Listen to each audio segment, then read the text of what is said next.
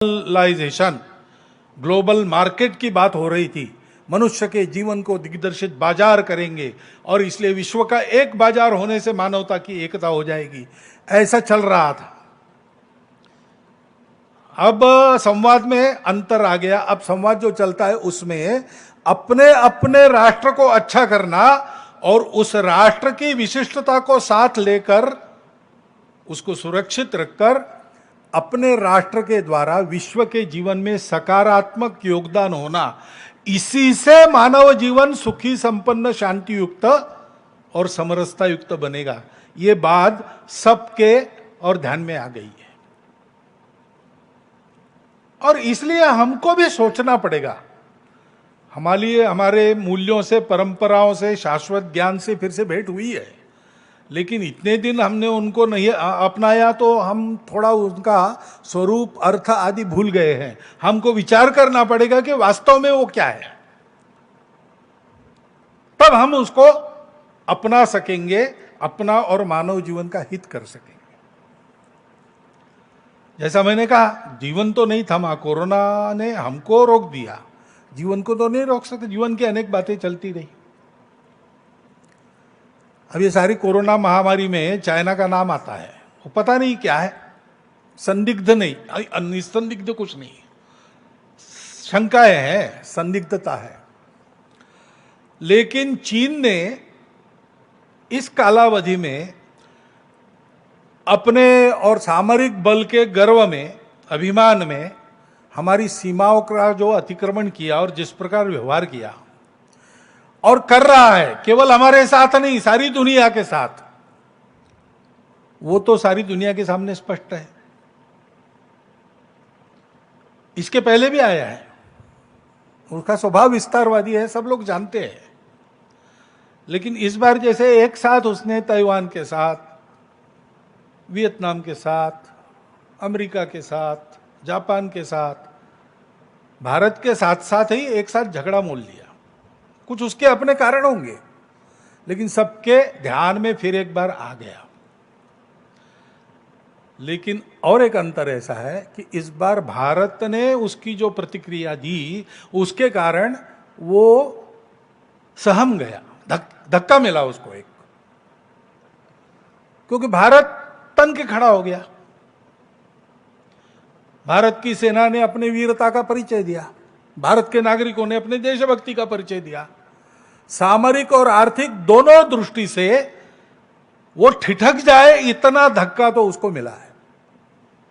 और उसके चलते दुनिया के बाकी देशों ने भी चीन को अब डांटना शुरू किया है, खड़ा होना उसके सामने शुरू किया है।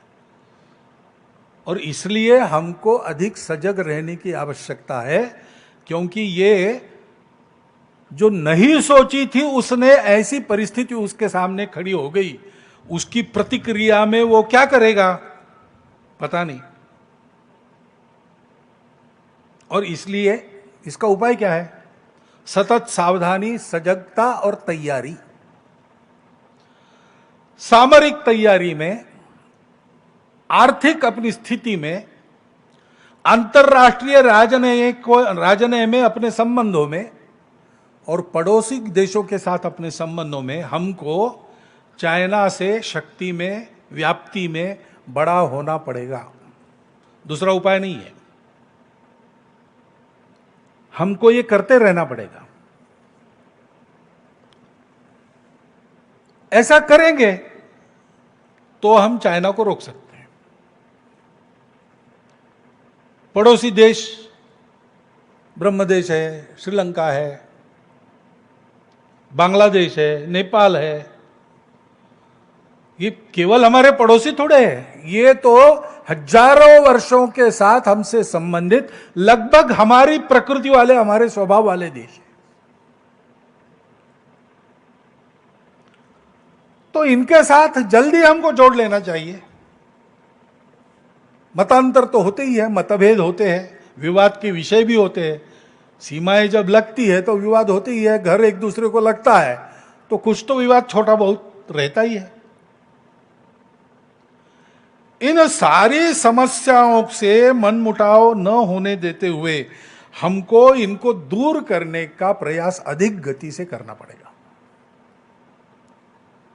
क्योंकि हम तो सबसे मित्रता करने वाले हैं। हमारा स्वभाव किसी से लड़ने का नहीं है, लेकिन हम मित्रता करने वाले हैं इसका मतलब हम दुर्बल नहीं है। हमारी मित्रता की वृत्ति को दुर्बलता समझकर, और जो लोग ऐसा सोचते हैं कि हम चाहे जैसे झुका सकते हैं इनको, हम चाहे जैसे इनको मोड़ सकते हैं, उनकी गलतफहमी कम से कम अब तो दूर हो गई होगी। हमारी सेना की देशभक्ति, वीरता, हमारे शासनकर्ताओं की आज की स्वाभिमानी नीति और भारत के लोगों का ऐसे प्रसंगों में एकजुट खड़ा होकर नीति धैर्य के साथ आने वाली परिस्थिति का मुकाबला करना, चीन को यह पहली बार अनुभव मिला होगा, उससे उसने समझ जाना चाहिए। ऐसा मानस जो मन में रखते उनको सबको समझना चाहिए कि इतने कच्चे हम नहीं है। ऐसी कोई भी परिस्थिति आएगी तो हम लोगों की सजगता, तैयारी और दृढ़ता किसी प्रकार कम नहीं पड़ेगी। सारे राष्ट्र में आज यह आत्मविश्वास की हवा चल रही है। हमको उस सजगता को, उस सावधानी को, उस एकता को बनाए रखना पड़ेगा और अपनी तैयारी को बढ़ाते रहना पड़ेगा, क्योंकि केवल एक चीनी ही नहीं है जिसके कारण ऐसा विचार करना है। अपनी सीमाओं की बाह्य सुरक्षा जितनी महत्वपूर्ण है, उसी दृष्टि से, देश की सुरक्षा की दृष्टि से ही अंतर्गत सुरक्षा भी इतनी महत्वपूर्ण है। पिछले साल भर में जो हुआ उसको जरा विश्लेषक नजर से आप देखिए तो आपके समझ में आएगा। समाज की सावधानी, शासन प्रशासन की तत्परता कितनी महत्वपूर्ण है, ये सब ध्यान में आता है। अपने यहां प्रजातंत्र है, इसलिए अनेक दल है। दल है तो विरोध है, सत्ता में जो है वो सत्ता से बाहर हो और हमको वो सत्ता मिले, ऐसी महत्वाकांक्षा रखना ये प्रजातंत्र की एक विशेषता है। यानी वो चलता है प्रजातंत्र में, उसमें कोई दिक्कत नहीं है। सत्ता का खेल है, तो सत्ता के बाहर है वो प्रयास करते हैं कि अभी नहीं तो कम से कम अगले चुनाव में तख्ता बदल जाए और हम बैठे जहां वो बैठे, उसके लिए चाले चलते हैं, चलता है। परंतु इसमें भी एक विवेक है ना। हम एक देश के लोग हैं, हमारी आपस में स्पर्धा हो सकती है, हमारा आपस में युद्ध नहीं हो सकता। चुनाव ये कोई दुश्मनों की लड़ाई नहीं है, चुनाव एक स्पर्धा है। स्पर्धा स्वस्थ होनी चाहिए, स्वस्थ हो, स्वस्थता पूर्वक चले, उसमें दिक्कत नहीं। लेकिन अगर हमारे इन दांव पेचों के कारण समाज में विभाजन पैदा होता है, दूरियां बढ़ती है, समाज के दो वर्गों में कटुता पैदा होती है, तो ये ठीक नहीं है, ये राजनीति नहीं है।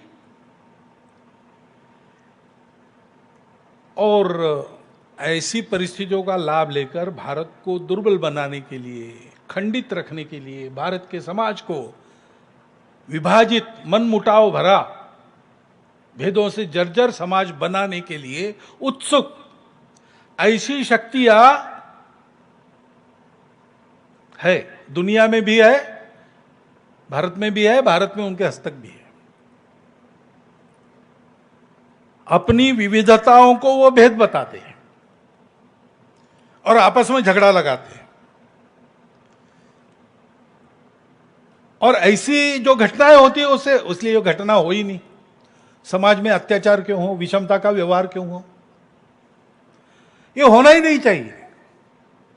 इतना बड़ा समाज, इतना बड़ा देश है, एक आध बार हो भी गया तो भी शासन को तुरंत तत्परता पूर्वक दौड़कर अपराधियों को पकड़ लेना चाहिए, उनको कड़ी से कड़ी सजा शीघ्रातिशीघ्र होनी चाहिए, समाज का इसमें सहयोग होना चाहिए।